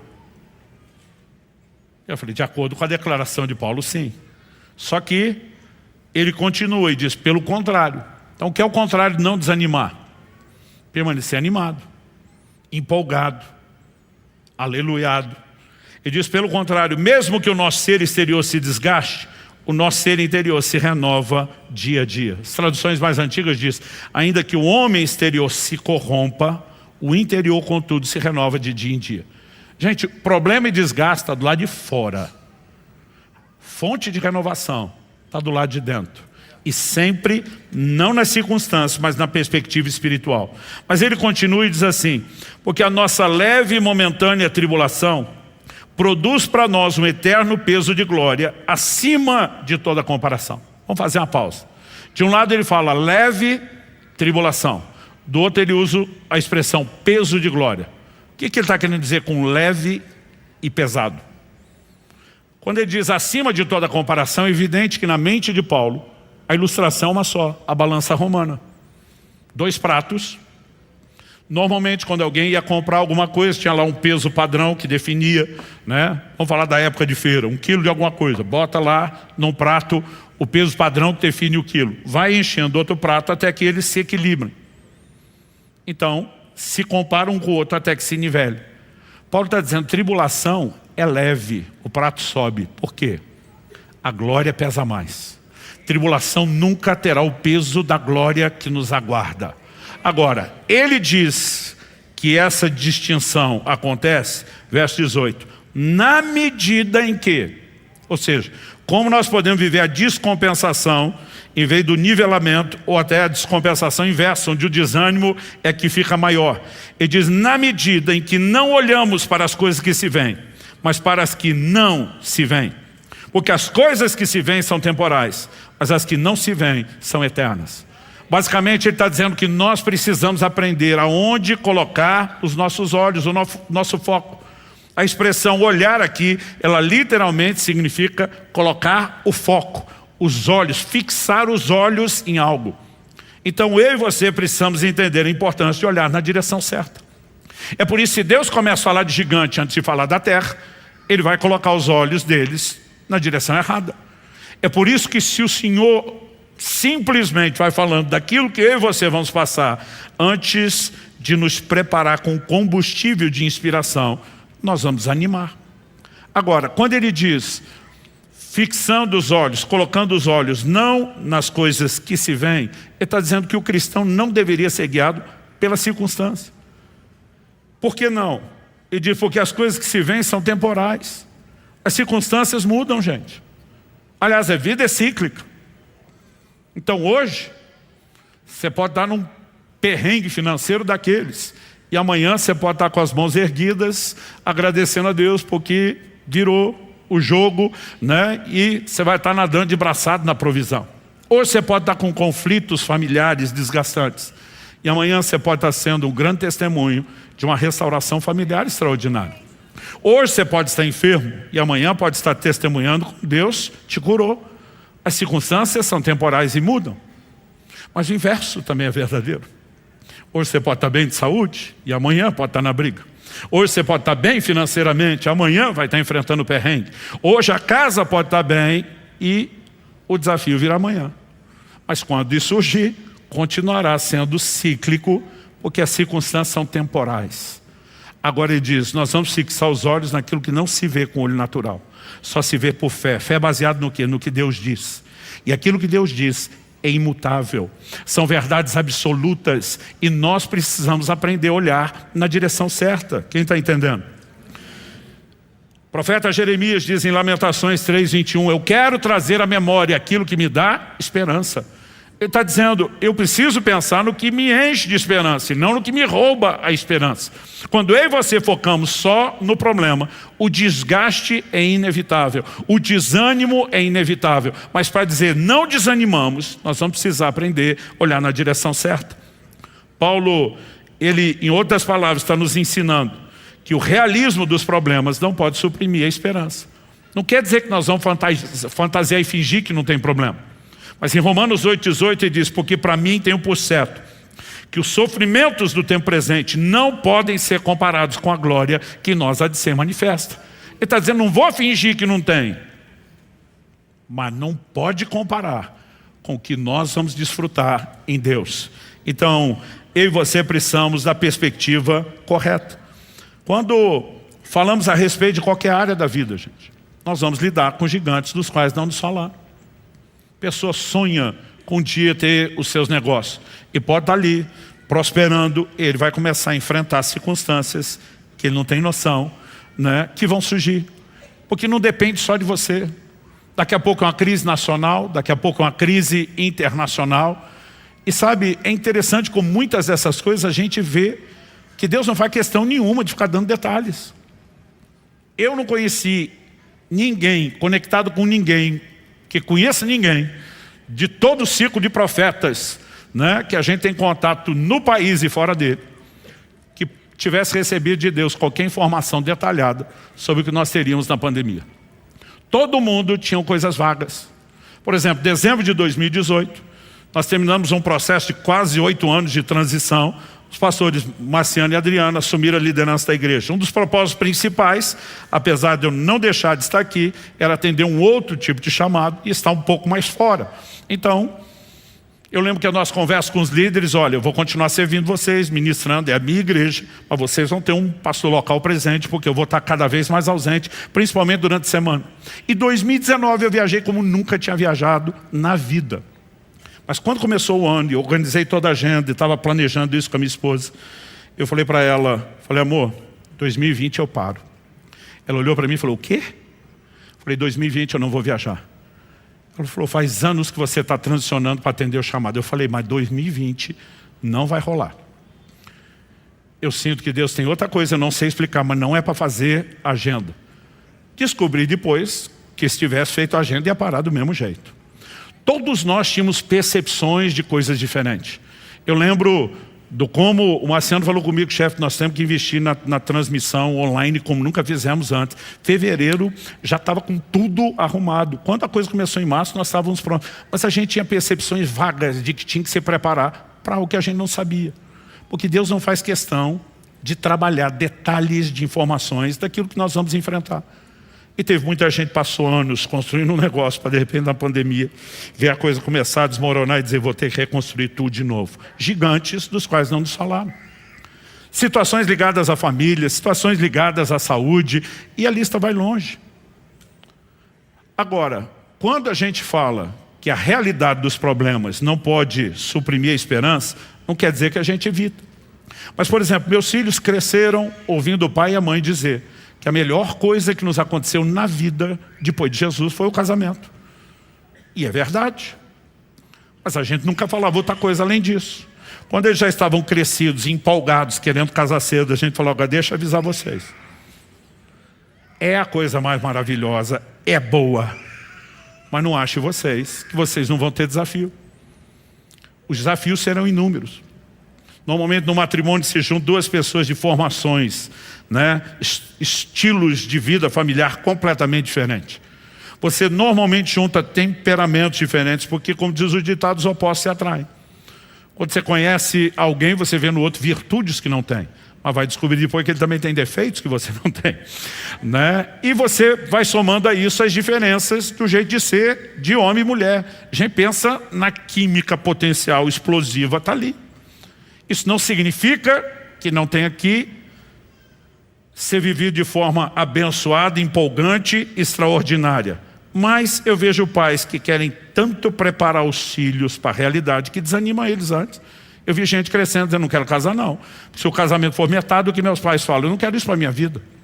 Agora, como que você pode trabalhar o realismo sem suprimir a esperança? Primeiro foca na inspiração. E depois dá a dose certa em cada hora. Então, quando nossos filhos estavam crescidos, principalmente quando se apaixonaram e queriam definir a vida, a gente começa a conversa. Eu lembro quando Israel estava apaixonado pela Priscila, e não era só ele, era a família toda. Eu chamei ele e falei, filho, nem Priscila, essa criatura mais maravilhosa que nós conhecemos, é perfeita. Se ela fosse, você não é, já estragaria tudo. Eu falei, mas nem ela é perfeita. Tentando prepará-lo, ele olha para mim e fala assim, pai, eu sei, mas das imperfeitas é a melhor. Eu falei, ok, mas você está com isso na cabeça? Tô. Então tá, é tudo que você precisa, né? Saber que tem algo que te inspira mais do que uma percepção daquilo que você vai lidar. Então nós lidamos assim com os filhos. Não há outra forma saudável de prepará-los para qualquer coisa na vida, né? Quando eles são pequenos e têm as primeiras amizades, eles têm aquela fantasia de que vão crescer, todo mundo envelhecer, ser amigo para sempre. Não adianta você explicar e dizer, daqui a pouco cada um vai estudar para um lado, vocês vão desconectar. Não adianta você simplesmente desanimá-los antes de determinados momentos onde tem estruturas. Daqui a pouco eles vão descobrir realidades da vida. Deus nunca trabalhou diferente. E eu e você vamos ter que lidar com gigantes dos quais não nos falaram. Quem recebe o chamado para o ministério e vai servir a Deus cheio de empolgação, vai descobrir gigantes dos quais não lhe falaram. Paulo diz, uma porta grande e eficaz se me abriu no Senhor, mas há muitos adversários. Uma porta não é de Deus? É. E daí? Quem foi que disse que quando Deus abre uma porta você não vai ter problema? O que normalmente ele não faz é falar muito dos gigantes. Isso não significa que eles não estarão lá. Então, perspectiva. Lutero, quando começa a experimentar o início do movimento da reforma, ele deixa de ser um sacerdote dedicado ao celibato, dentro da estrutura romana. Ele passa agora a defender o direito dos ministros se casarem e o plano e o propósito de Deus para o casamento. Você vai ver Lutero falar nos seus escritos sobre Catarina, sua esposa, como a melhor coisa que lhe aconteceu. Mas o próprio Lutero, que era tão empolgado com o casamento, ele disse, 1 ano de casamento me santificou mais do que 10 anos de monastério. Porque essa coisa boa tem desafios. Todos nós vamos lidar com isso. Então, quando eles vivem aquela crise inicial, do texto inicial que nós lemos, que o povo está desanimado, querendo voltar para o Egito, olha o que a Bíblia diz em Números 14, a gente leu do 1 ao 5, agora eu vou ler do 6 ao 9. E Josué, filho de Nun, e Caleb, filho de Jefoné, que eram daqueles que espiaram a terra, 2 dos 12, rasgaram as suas roupas, falaram a toda a congregação dos filhos de Israel, dizendo, a terra pela qual passamos para espiar é terra muitíssimo boa. Se o Senhor se agradar de nós, então nos fará entrar, nos dará essa terra, que é uma terra que mana leite e mel. Então somente não sejais rebeldes contra o Senhor, não tenham medo do povo dessa terra, porque como pão os podemos devorar, a proteção que eles tinham se foi, o Senhor está conosco, não tenham medo deles. Eles já tinham sido picados pela inspiração. Não tinha desânimo que parava esses dois. Agora sabe o que é curioso? De uma geração inteira que sai do Egito. Tirando Eleazar, o filho de Arão, que já estava garantido como sucessor. Só esses dois, da geração inteira, vão entrar na terra prometida. Porque o resto não entrou. Hebreus 3,19 diz, vemos que não puderam entrar por causa da incredulidade. Todo mundo tinha o mesmo Deus, você concorda? Todo mundo tinha a mesma promessa da mesma terra prometida, você concorda? Todo mundo tinha o mesmo desafio, era os mesmos gigantes do mesmo tamanho do outro lado. O que diferenciou um grupo do outro? Atitude. 2 se deixaram ser tomados pela inspiração e disseram: nós vamos atropelar o desânimo. Os outros deixaram o desânimo falar mais alto e atropelar a inspiração. E se perderam no meio do caminho, no meio do processo.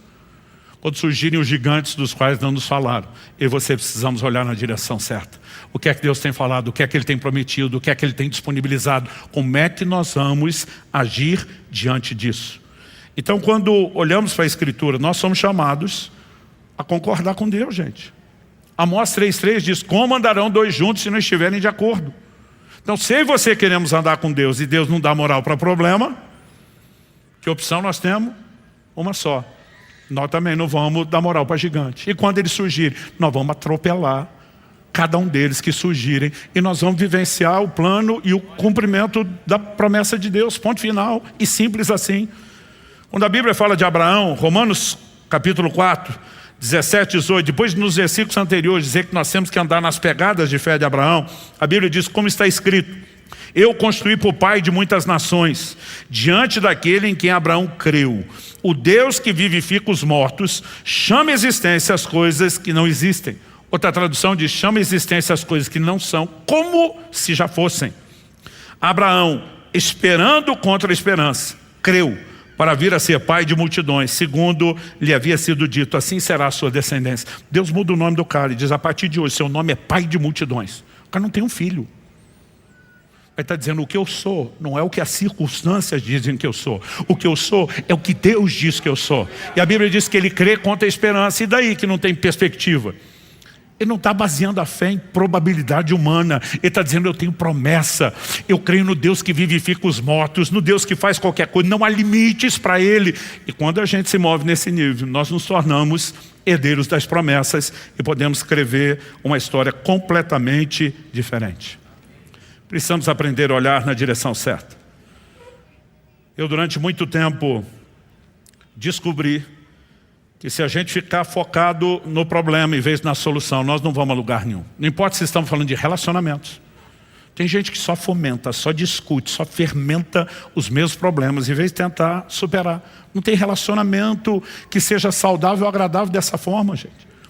Mas quando falamos de qualquer desafio, mesmo quando vamos falar de liderança, durante muitos anos, quando estava à frente do presbitério, o pessoal lembra das nossas reuniões, quando eu falo do presbitério, a nossa equipe de governo dos pastores, quando nos reunimos para tomar decisões.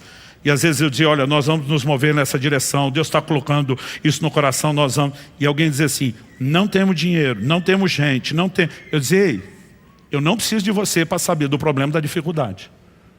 Você está nessa sala não é para discutir problema, é para discutir solução. Então, ou você ajuda a pensar a solução, ou não precisa estar nessa equipe nem nessa conversa. E às vezes eles me olhavam e diziam: está jogando duro. Eu dizia: se não pensar desse jeito, não precisa fazer parte do time. Então, se Deus falou e não tem dinheiro, nós vamos entender como é que vai ter, seja de forma natural ou entrar no lugar em Deus, depender por milagre. Se não tem pessoas, nós precisamos entender como é que nós vamos. Foco. Mas com o tempo você descobre que é muito mais do que otimismo ou positividade. Quando nós falamos de fé, é você entrar num lugar de dizer: eu não me dobro, e quando os problemas surgirem como surpresa, eu não preciso sentir que eu estou sendo sabotado ou que eu fui enganado por Deus, mas que eu estava sendo poupado para que a inspiração pudesse entrar primeiro. Em 2016 nós alugamos esse local que estamos aqui hoje. Então, desde o início da igreja estávamos na Água Verde, e quando isso aqui surgiu, a gente não tinha dúvida, porque todo mundo me ouvia falar desde 19 anos atrás, do início do Alcance. Nós estamos começando aqui na Água Verde, mas o nosso lugar é entre Portão e Pinheirinho, no eixo da República Argentina, com as duas rápidas. Nós vamos ficar mais ou menos no meio. Eu tenho essa convicção em Deus. Quando isso tudo surgiu, foi milagre após milagre. Entramos numa disputa de locação, que a gente não tinha poder de fogo de quem estava concorrendo, conseguimos. As coisas estavam assim, no início, tudo favorável. Lembro que nós levantamos uma oferta com a igreja na época, era muito menor, né? E por mais que todo mundo entrou com força assim, levantamos recursos, era só para dar o tapa, o mínimo, e entrar nessa estrutura da forma mais simples que você pudesse imaginar. Quando começamos o processo da reforma, que era para ter sido básico, eu lembro que um dia eu estou orando, o Espírito Santo fala comigo assim: Se der um vento forte, e é só porque não deu ainda, o telhado do prédio não suporta a estrutura, está comprometido. Eu tomei um susto. Eu ligo o pessoal dos projetos de arquitetura que estava envolvido, coordenando tudo. Eu falei, para tudo, chama um perito, eu não sei que nome dá isso, para fazer uma avaliação do telhado. Eu lembro que a pessoa liderava falou, pastor, nós não temos tempo nem dinheiro para isso. Eu falei, não estou te pedindo. Isso é prioridade zero, não se faz outra coisa enquanto não fizer isso. Depois de uns dias, a pessoa me liga de volta e diz, pastor, fala a verdade, Deus falou com você? Falei, por quê? Ela falou, palavras do perito, melhor do estado. Se der um vento forte, e é só porque não deu ainda, o telhado está comprometido. Ela falou, com esse laudo agora, perdemos todas as autorizações que tínhamos para continuar. E não dá para fazer nada sem mexer primeiro no telhado. Eu gelei. Eu falei, quanto para arrumar esse telhado? Ela diz, metade do valor que nós temos em caixa para toda a reforma. Eu falei, gente, a gente mal tem o suficiente para dar o tapa mínimo. E vai metade embora. Eu falei, eu não quero botar metade do dinheiro na lata velha que está em cima. E se a gente trocar? Ela falou, aí é 2/3 do valor. Chegou a me dar dor de barriga. E eu fiz que nem Moisés, fui reclamar com Deus. Eu falei, Deus, foi você que me contou. Ninguém veio me contar. O Senhor que me revelou o problema do telhado. A pergunta é, por que é que o Senhor não revelou antes de eu assinar o contrato? Como é que eu vou chegar diante do meu povo agora e dizer, gente, entrando numa furada, nós vamos ter desperdício financeiro. Eu falei, por que é que o Senhor não falou antes? O Espírito Santo falou comigo, se eu falasse antes, você não alugava. E disse, você seria movido pela circunstância e não pelo propósito. Eu quero vocês lá. Gente, a hora que Deus falou isso comigo, pensa no cara que surtou, que enlouqueceu de fé. Eu falei, não importa o que suja, nós vamos até o fim. Falei para Deus, eu vou chamar uma reunião com a liderança para contar para eles. Na última terça-feira do mês. É bom se eu fazer algo, porque eu vou jogar a culpa em você. Eu falei, olha, ele que escondeu de nós. Eu falei, o senhor tem até o fim do mês. Na segunda-feira, o dia antes da reunião, um irmão da igreja me liga e fala, pastor, será que a gente podia almoçar junto? Eu falei, segunda, amigo. Enquanto meus filhos ainda estavam em casa, eu joguei duro com isso. Segunda era o dia do descanso. A gente não deu domingo. Tá certo? Na época não era 5 cultos como hoje, mas a gente já chegou na versão dos 4 cultos no prédio velho. A gente adotou a estratégia do restaurante. Abre no domingo, dá folga para os funcionários na segunda. Então eu falei, cara, segunda sem chance. Ele está insistindo, pastor, é importante. Minha esposa está ouvindo a conversa, me olha o que é. Fulano quer almoçar hoje, no dia da família. Ela falou, vai. Eu falei, era para você defender a família. Não para apoiar. Eu falei, Luciano, ele nunca pediu isso, é uma pessoa sensata. E realmente deve estar precisando. Eu falei, amor, nosso tempo de família. Ela falou, nós almoçamos junto amanhã.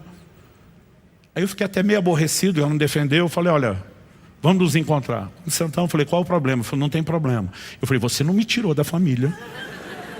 Ele falou, pastor, não tem problema, mas não quer dizer que não possa ser uma coisa boa. Eu falei, eu ia fazer isso ontem na igreja. O Espírito Santo falou comigo, claro, não.